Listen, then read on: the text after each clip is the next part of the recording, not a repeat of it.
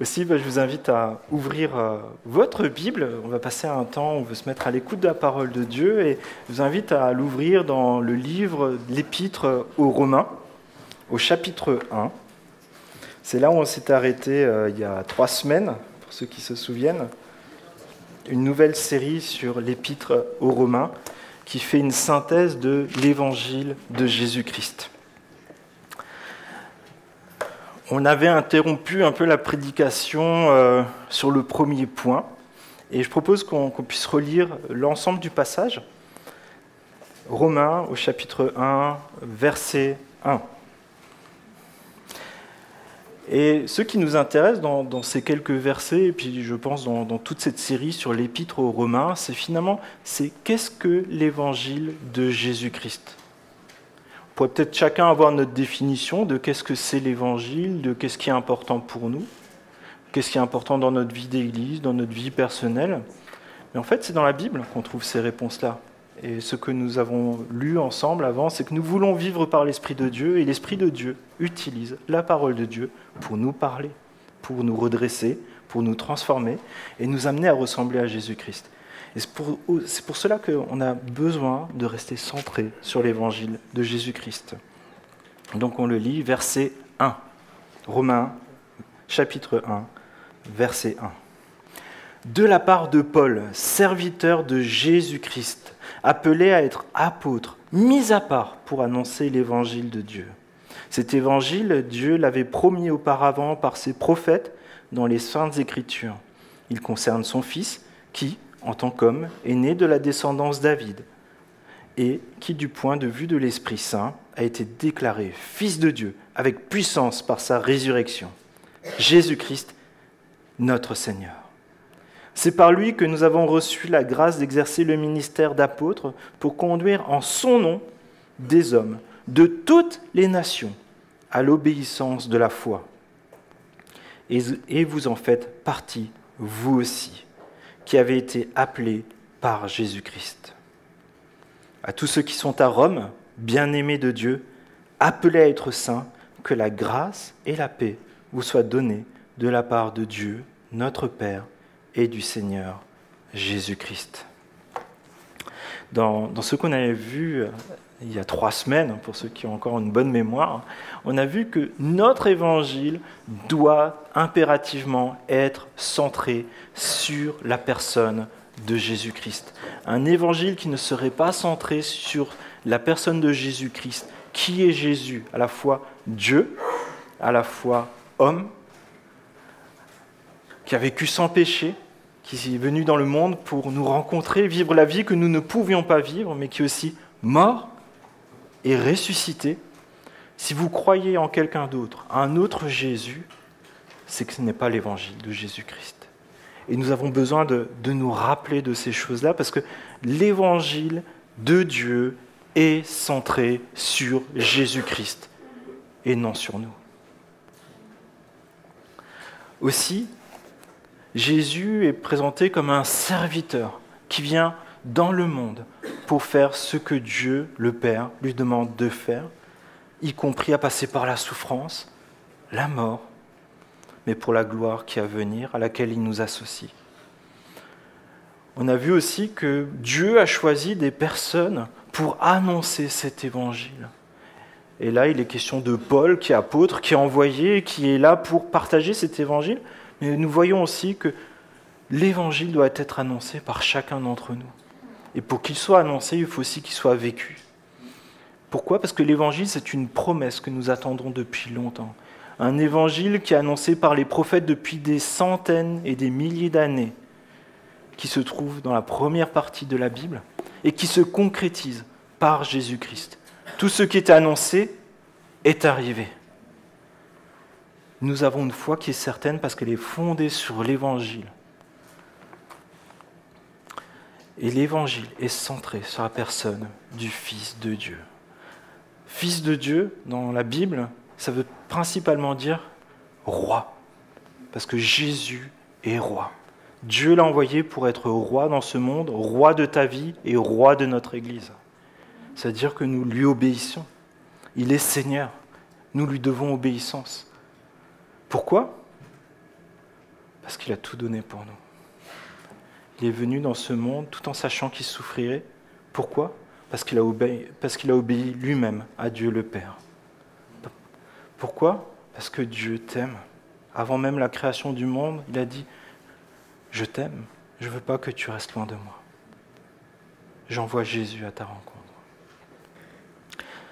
Et aujourd'hui, on va justement voir que l'Évangile, c'est une grâce.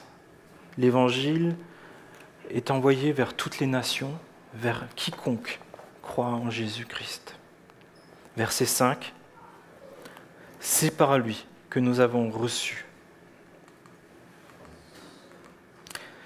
C'est par lui que nous avons reçu la grâce d'exercer le ministère d'apôtre pour conduire en son nom des hommes de toutes les nations à l'obéissance de la foi. Et vous en faites partie, vous aussi, qui avez été appelés par Jésus-Christ.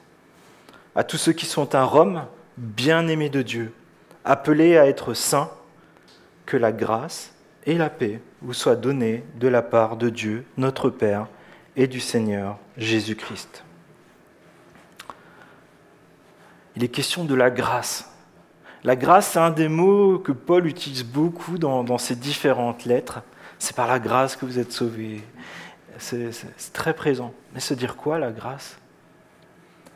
La grâce, c'est un cadeau immérité. Quelque chose que tu ne pourras jamais recevoir selon tes mérites, selon tes bonnes actions, les bonnes choses que tu aurais faites, ou tous tes efforts, ça ne suffirait jamais. Parce que c'est quelque chose que tu ne peux pas mériter. Tu ne peux pas y arriver avec tes propres forces. Tel que je suis, je viens à toi. On l'a chanté. Et la grâce, c'est ça. C'est de dire, tel que je suis, je viens à Dieu. Je veux compter sur les forces de Dieu et non sur mes propres forces. Et quand Paul il dit ça, il prend vraiment conscience de qu'est-ce que ça veut dire. Qu'est-ce que Paul faisait avant d'être un apôtre ? Il persécutait l'Église. La première Église, les premiers chrétiens, Paul s'était mis en tête de les persécuter, de les faire souffrir, de tuer des hommes et des femmes qui choisissaient de vivre pour Jésus-Christ. Il séparait des familles, il semait la terreur. Et à un moment, ça ne lui suffisait plus de faire ça sur Jérusalem, et il va dans une autre ville, et là Dieu lui dit « Stop, là tu t'arrêtes ». Et ça se passe de manière miraculeuse, avec une grande lumière. Paul entend une voix, et il lui dit « Mais c'est moi que tu es en train de persécuter. Tu es en train de persécuter Jésus-Christ lui-même, le Fils de Dieu, l'envoyé de Dieu qui t'aime. » Paul prend conscience de ça et il est stoppé net dans sa folie meurtrière. C'est pas juste qu'il avait fait des petites bêtises et qu'il n'était pas très gentil. C'est un meurtrier. Pourquoi ? Parce qu'en fait, il était religieux. Il vivait dans les apparences. Il menait le mauvais combat, le combat des apparences. Pourquoi ? Parce qu'il y avait des enjeux de pouvoir, de dire qu'en fait tout devait se dérouler à Jérusalem, au temple de Jérusalem, autour d'une élite qui savait qu'est-ce qui était bon. Mais là, l'évangile de Jésus-Christ, il est pour toutes les nations. Quand tu habites à Rome, tu n'as pas besoin d'aller à Jérusalem. Quand tu habites à Rome, tu n'as pas besoin du grand prêtre de Jérusalem. Tu as besoin de Jésus-Christ. C'est un évangile qui chamboule tout à ce moment-là et qui chamboule Paul dans ce qu'il pensait juste depuis sa naissance. Il était très zélé, mais pour le mauvais combat. Il pensait adorer Dieu, mais en fait, il faisait du mal à Jésus-Christ lui-même. Il faisait du mal à son Église, aux personnes à qui Dieu disait « Je t'ai aimé avant la création du monde ». Et Paul, quand il écrit ces quelques lignes, il a encore de la tristesse de ce qu'il a vécu, même s'il sait qu'il a été pardonné par Dieu. Il a conscience qu'il détruisait ce que Dieu était en train de bâtir, qu'il détruisait l'Église de Jésus-Christ, qu'il détruisait des personnes qui avaient placé leur confiance en Jésus. Mais désormais, Dieu lui dit, mais en fait, je t'ai fait une grâce. Et cette grâce, c'est que tu puisses te relever. pour contribuer à la grande histoire de l'Église que je suis en train de bâtir. C'est pour ça que 2000 ans après ces faits, on en parle ici à Veneux-les-Sablons. Dieu peut ressusciter ce qui était mort, ce que tu pensais perdu, Dieu le permet que ça soit vivant aujourd'hui. Mais il faut le vouloir. Il faut pouvoir aussi abandonner cet esprit de religiosité, ce qui nous détournait de ce que Dieu désire pour nous, pour venir au vrai évangile. C'est une grâce imméritée que Dieu lui fait d'avoir l'opportunité de servir Dieu, y compris de souffrir pour Dieu. Ça nous interroge. Aujourd'hui, si je sers Dieu, je le fais pourquoi ? Pourquoi est-ce que je passerai ma vie à servir Dieu ? Je rends un bon service à Dieu, je rends un bon service à l'Église. Dieu doit me bénir en retour ? Parce qu'on a déjà eu ces pensées-là. Et je crois que ces pensées-là, c'est passé dans chacune de nos têtes à un moment ou à un autre, il faut être honnête. Mais là, aujourd'hui, Dieu te dit, mais en fait, non, réfléchis différemment. J'ai quelque chose de bon pour toi. Tu peux aller par la grâce parce que je t'ai déjà tout donné. Je te transforme. Je dépose en toi ce fruit de l'esprit. C'est-à-dire Dieu lui-même qui vit en nous, qui nous amène à être bon, à être patient, à être bienveillant, à avoir la joie, la paix. C'est un cadeau. Et ce cadeau, il est pour tous ceux qui se confient en Jésus-Christ. C'est pour ça que j'ai envie de te dire ce matin, si tu sers Dieu, même quand c'est discrètement, c'est un grand privilège. Un privilège qu'aucun de nous ne mérite. Mais Dieu nous fait ce cadeau-là. Ce privilège d'adorer Dieu, d'être participant de la gloire de Dieu, d'être au premier rang des spectateurs des miracles que Dieu accomplit dans nos vies, dans nos familles, dans notre Église, dans cette région. De voir des vies transformées. De voir des personnes qui témoignent publiquement, comme nous l'avons vécu il y a quelques jours, de cette rencontre avec Jésus, de cette rencontre qui a tout changé dans leur quotidien, dans leur perspective de vie. Et c'est ça l'évangile de Jésus-Christ. Tout le reste, est-ce que ça tient par rapport à ces réalités-là, ces réalités divines et célestes que Dieu met devant nous ? Pourquoi ? Conduire en son nom des hommes de toutes les nations à l'obéissance de la foi. L'Évangile nous amène à voir au-delà de ce qui est immédiat, au-delà de nos limites, de nos capacités. Est-ce que vous pensez qu'au moment où Paul il a été arrêté sur son cheval, qu'il est tombé au sol et qu'il était aveugle, il avait conscience qu'on parlerait de ce miracle que Dieu a fait dans sa vie, ici, 2000 ans après ? Non. La foi nous amène à voir au-delà de l'immédiat, au-delà de nos limites, au-delà de nos œillères aussi.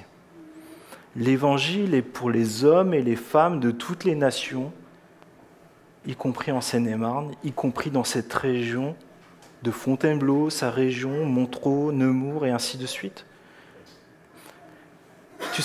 Tu n'es pas forcément appelé à être missionnaire au bout de la terre, mais toutefois, chacun d'entre nous, toi comme moi, on est appelé à incarner l'Évangile.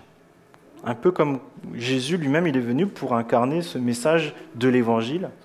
Toi, avec l'Esprit de Dieu en toi, même si c'est imparfaitement, tu es là pour incarner l'Évangile de Jésus-Christ.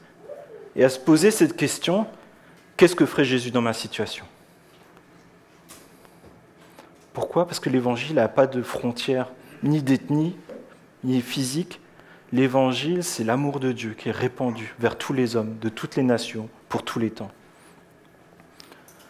Alors bien sûr, tu n'auras pas forcément toujours envie d'aller vers certaines personnes. Tu n'en auras pas toujours le désir. Mais tu peux dire, oui, Seigneur, par obéissance, je me lève et j'irai. C'est cette parole qui est attribuée à Jésus dans Hébreux. Qui enverrai-je ? J'irai. C'est Jésus qui l'a dit. Et nous aussi, nous pouvons dire, nous irons là où tu nous places pour partager l'évangile de Jésus-Christ. Pas par nos propres forces, mais en faisant confiance à Jésus. Même dans nos faiblesses, Dieu agit. On peut avoir beaucoup de moyens et pour autant passer à côté de ce que Dieu place devant nous. Mais nous pouvons dire, j'avance avec la force que tu me donnes chaque jour, Je regarde à toi. Je veux être participant de tes œuvres dans cette région, dans mon Église. Parce que comprenez bien que les difficultés qu'on voit, elles sont bien réelles. Comme c'était bien réel pour Paul à ce moment-là, pour l'Église de Rome, où à un moment, vous le savez, ce qui s'est passé à l'Église de Rome. Qu'est-ce qui a été fait des chrétiens? Ils ont été brûlés vifs pour éclairer les jardins de l'empereur. Pourquoi? Parce qu'ils étaient chrétiens. Dans le monde, il y a des chrétiens qui sont persécutés. Dans nos familles, il y a des chrétiens qui sont persécutés aussi. Pourquoi? Parce qu'ils veulent suivre Jésus et même parfois leur famille les persécute pour cela. J'ai rencontré des personnes, ils ont dit, voilà, je veux suivre Jésus-Christ. On leur a dit, tu sors de ta maison, tu laisses ta famille, tu laisses ta femme, tes enfants et tu pars. Sinon on te tue. J'ai rencontré des personnes qui ont vécu ça. Alors Dieu ne le demandera pas à tout le monde, mais ça nous amène à dire, est-ce que je suis centré sur le véritable évangile qui me permettrait, si moi ça m'arrivait, de faire cette même décision? Parce qu'à un moment ou à un autre, on sera tous secoués. Mais si on n'est pas fondé sur l'évangile de Jésus-Christ, on s'égarera, on renoncera. Parce qu'on comptera sur nos forces, ou peut-être des illusions, au lieu de rester centré sur Jésus. Et on a tous un appel auquel Dieu nous appelle à répondre en tant que disciples. Est-ce que vous avez une idée de ces paroles que Jésus nous laisse à chacun d'entre nous? Allez, oui, allez. Allez. Bon, restez quand même pour la fin de la prédication. Allez, faites de toutes les nations des disciples. On le lit ensemble, ça vous va? Allez, faites de toutes les nations des disciples, les baptisant au nom du Père, du Fils et du Saint-Esprit, et enseignez-leur à observer tout ce que je vous ai prescrit. Et voici, je suis avec vous tous les jours jusqu'à la fin du monde. Matthieu 28, verset 19. Ouais, allez. Ça veut dire qu'il faut parfois sortir de sa zone de confort, sortir de sa chaise et aller là où personne n'est allé, ou en tout cas là où moi je ne suis jamais allé. Et c'est difficile, et on n'a pas envie. Et pourquoi? Parce qu'on veut le faire par obéissance. On veut qu'un maximum de personnes connaissent Jésus sans faire de distinction de d'où ils viennent, ni leur situation de vie. Et Jésus, il est pour chacun, peu importe la situation de leur vie. Jésus, il allait vers toutes les personnes, que ce soit ceux qui se croyaient justes à leurs propres yeux, comme vers ceux qui vivaient complètement dans la dissolution, les mauvaises mœurs, des voleurs, des traîtres à la nation. Et il allait vers les deux, parce que tout le monde a besoin de Jésus-Christ et de l'évangile de Jésus-Christ. Et ce qui est intéressant, c'est à un moment, il dit, baptisez-les, mais enseignez-leur à observer tout ce que je vous ai prescrit. On peut se retrouver tous les dimanches à entendre des paroles et se dire, ouais, c'est chouette, Dieu m'aime. Mais à un moment, on a besoin aussi de se laisser enseigner et pratiquer ce que Jésus nous demande de faire. Sinon, toutes les semaines, tu peux passer cette porte,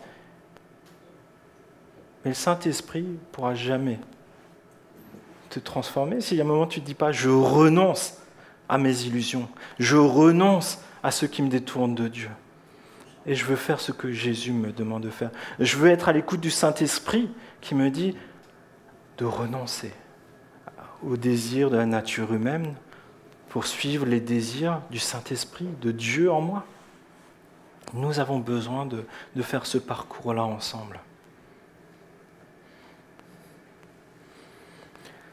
Et après, il est question de l'obéissance.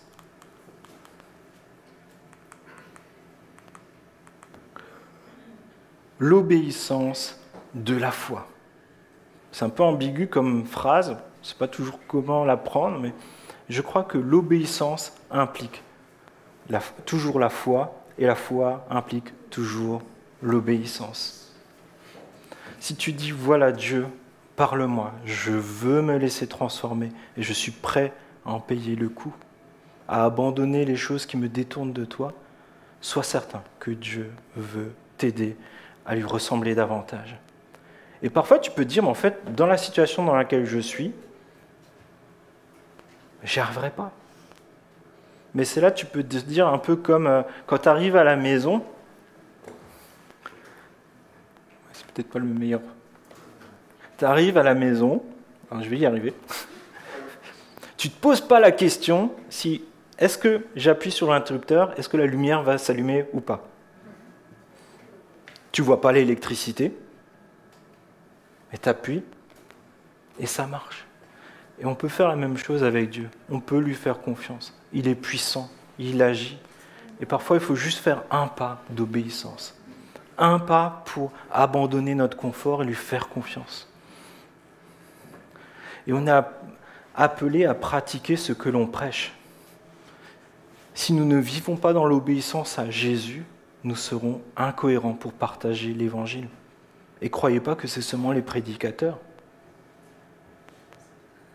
C'est chacun d'entre nous. Les responsables d'autant plus. Quand parfois j'entends « Ouais, il est évangéliste », alors je dis « Ah, super, et il fréquente quelle église ?» Je fais « Non, mais il n'y a pas d'église. » Petit problème. Quelqu'un qui est toujours pro à enseigner, mais qui ne se laisse pas enseigner.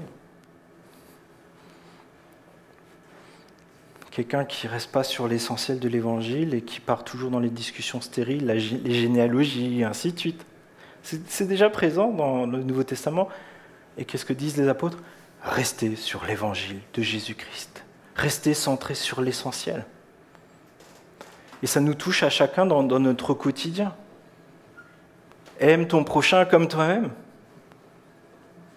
On lutte souvent avec la colère, parfois les polémiques, parfois des discours qui bénissent pas mais qui maudissent. Je veux suivre Jésus, je veux lui ressembler, mais on vit dans l'immoralité. Se dire enfant de Dieu et finalement ne pas dire abandonner son église locale, abandonner ses frères et sœurs. Il y a une question de cohérence en fait, pratique et concrète. On peut dire oui dans mon cœur, mais où sont tes actes ? Verset 6. Et vous en faites partie, vous aussi, qui avez été appelés par Jésus-Christ. Tu fais partie de la famille de Dieu, pas parce que tu arrives à cocher toutes ces cases-là, ah ça j'ai bien fait, ça j'ai bien fait. Non, tu es appelé par Jésus-Christ, avant la création du monde, à être de la famille de Dieu. Et c'est ça qui te donne la capacité à dire « Dieu, je viens avec mes faiblesses, mais je te demande s'il te plaît de me transformer chaque jour à ton image. Je veux te connaître, je veux te suivre, je veux t'obéir, je veux ressembler à Jésus. » Et je pense que par moments, quand il y a des temps où c'est difficile, tu te dis « mais en fait, je veux, mais j'arrive pas », tu peux te dire « ce n'est pas toi qui as choisi Jésus. C'est Jésus qui t'a choisi. Dieu qui t'a choisi avant la création du monde. Avant même que toi tu naisses, Jésus avait déjà donné sa vie pour toi. Et à un moment de notre vie, nous avons quand même besoin d'y répondre personnellement à cet appel. Et c'est là où j'ai envie de te dire quelque chose de fondamental. Tu n'es pas chrétien parce que tu es né par hasard dans la bonne famille. C'est pas parce que tu fais partie des meubles de l'église. C'est pas parce que tu viens à chaque rencontre qui est organisée dans l'église. C'est pas parce que tu participes à la bonne ambiance de l'église. Non, tu deviens chrétien lorsque tu rencontres la personne de Jésus-Christ, tel qu'il est décrit dans l'Évangile. Tu prends conscience que par le Saint-Esprit, que tu es loin de Dieu et que tu as besoin de Dieu. Et cette étape, elle est primordiale. Si tu penses que tu es chrétien et que tu es dans la famille de Dieu parce que tu fais les bonnes choses, fais attention, mon ami. Et enfin, tu places ta confiance en Jésus et tu souhaites éternellement être avec Dieu et obéir à Dieu. Et c'est là où je pense parfois on a besoin de faire attention, justement. Parfois j'entends « Dieu a toujours été avec moi ». J'ai toujours senti Dieu dans son amour avec moi. J'ai toujours cru en un Dieu. Je prie régulièrement Dieu. Et j'ai envie de te dire, c'est super. C'est génial de pouvoir avoir été conduit par Dieu dans tous ces temps de ta vie. Tu as conscience qu'un Dieu existe. Tu as conscience que Dieu t'appelle, que Dieu a quelque chose de bon pour toi. Mais j'ai envie de te dire, ne t'arrête surtout pas à ce point-là. Tu as besoin de faire une étape supplémentaire. Pourquoi ? Le diable sait que Dieu existe. Le diable connaît la Bible, certainement beaucoup mieux que nous. On voit même dans le livre de Job que le diable parle à Dieu. Vous vous rendez compte ? Pourtant, le diable est déjà condamné éternellement. La différence qu'il y a, c'est qu'un jour tu as reconnu qui est Jésus, ce que Jésus a fait pour toi, et que tu confesses que Jésus est ton Sauveur, ton Seigneur. C'est essentiel d'arriver à cette étape-là de ta vie où tu rencontres personnellement Jésus-Christ. Verset 7. À tous ceux qui sont à Rome, bien-aimés de Dieu, appelés à être saints. J'ai envie de te dire, à tous ceux qui sont à Veneux, bien-aimés de Dieu, appelés à être saints. Dieu te veut saint, car Dieu est saint. Alors comprenez bien que dans le Nouveau Testament, dans la Bible, les saints, ça ne fait jamais référence à un certain niveau de sainteté, avec des sortes de stickers, c'est des bons points, non. Non, la sainteté, c'est complètement autre chose dans le Nouveau Testament. C'est des personnes qui appartiennent à Jésus-Christ. Ça fait référence aux croyants qui se basent sur l'évangile de Jésus-Christ et qui sont déclarés justes par Jésus-Christ. C'est-à-dire que quand tu dis, voilà, Jésus c'est mon sauveur, mon Seigneur, je me repens de mes mauvaises actions et je veux maintenant vivre par lui et pour lui, parce qu'il a payé le prix à la croix, qu'il est ressuscité, tu es justifié. Quand tu te présentes devant Dieu, tu es justifié, tu es habillé de Jésus. Tu n'as pas besoin de te cacher avec tes mauvaises actions. Et après, il y a une deuxième étape qui s'appelle la sanctification. La sanctification, ça veut dire que chaque jour, un peu comme on l'a vu dans le fruit de l'esprit, on veut ressembler davantage à Dieu. Dieu nous révèle dans notre vie des choses qui ne lui appartiennent pas encore et qui veut qu'on lui donne. Des choses qui sont dysfonctionnelles dans notre vie, dans notre façon de penser, dans notre façon de fonctionner. On lui abandonne pour fonctionner comme Dieu nous appelle à fonctionner. Parce que Dieu t'a créé pour que tu l'adores par tes paroles, par tes pensées, par tes actions. Alors, ce n'est pas un concours de sainteté. On ne peut pas dire « Ah oui, parce que moi je suis chrétien depuis longtemps, tu sais, moi j'ai déjà vu toutes ces choses-là. » Non, stop. Plus on avance, plus on est reconnaissant à Dieu, plus on voit nos limites, plus on compte sur Dieu. Vous savez, Paul, qu'est-ce que ça veut dire comme signification, le prénom ? Vas-y, plus fort. Petit, oui. Mais c'est petit dans le bon sens. C'est le petit dans le sens je fais confiance à Dieu. J'y vais pas par mes propres forces. Et Paul, qui était Saul sur son cheval, a dû tomber au sol pour comprendre qu'il fallait être petit devant Dieu. À tous ceux qui sont aimés de Dieu à Rome. Comprenez que Rome, à ce moment-là, c'est vraiment la capitale d'un immense empire qui va de l'Angleterre jusqu'à la Perse. Et l'empereur de Rome, il veut être adoré un peu comme un dieu, il faut lui obéir au doigt et à l'œil. Rome, c'est le centre du commerce, de la richesse, du pouvoir, du paraître, des cultes ésotériques, occultes, avec la décadence morale, l'immoralité,